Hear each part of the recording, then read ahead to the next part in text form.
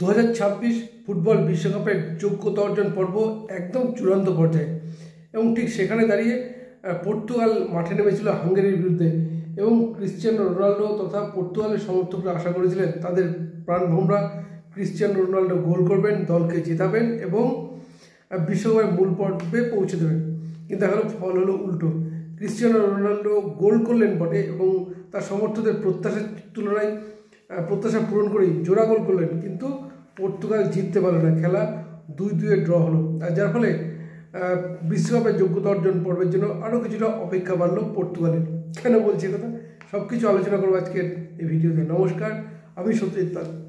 বিশ্বকাপ ফুটবলের যোগ্যতা অর্জন পর্ব চলছে এবং সবচেয়ে ধারাবাহিক দল যদি বলা যায় তা হচ্ছে পর্তুগাল এই মুহূর্তে, এবং তাদের সঙ্গে ছিল হাঙ্গেরির খেলা।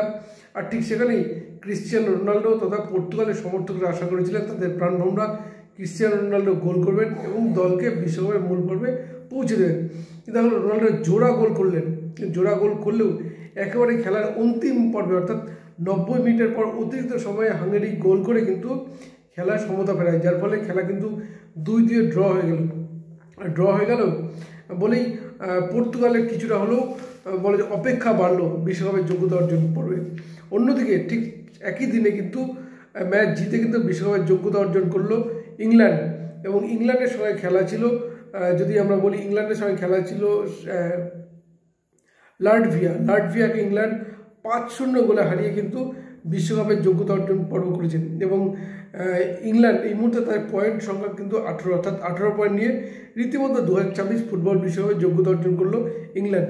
অন্যদিকে ইতালি এবং ইসরায়েলের খেলা ছিল এবং যেই ম্যাচ কিন্তু রীতিমতো অগ্নিগর্ভ হয়ে ওঠে, এবং এই খেলায় ইতালি ইসরায়েলকে 3-0 গোলে হারালেও মাঠে প্যালেস্তাইন সমর্থকরা বিক্ষোভ দেখাতে শুরু করেন, যার ফলে ইসরায়েলি সমর্থক এবং প্যালেস্তাইন সমর্থকরা রীতিমতো হাতাহাতিতে জড়িয়ে পড়ে এবং অগ্নিগর্ভ ওঠে।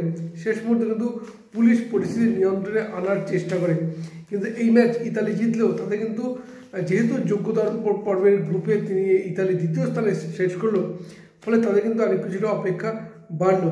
অন্যদিকে স্পেন এবং বুলগেরিয়ার যে ম্যাচ, সেই ম্যাচ কিন্তু স্পেন বুলগেরিয়াকে 4-0 গোলে হারিয়েছে এবং হারানোর ফলে রীতিমতো তারা বিশ্বকাপের যোগ্যতা পর্বের কাছাকাছি প্রায় পৌঁছে গেছে।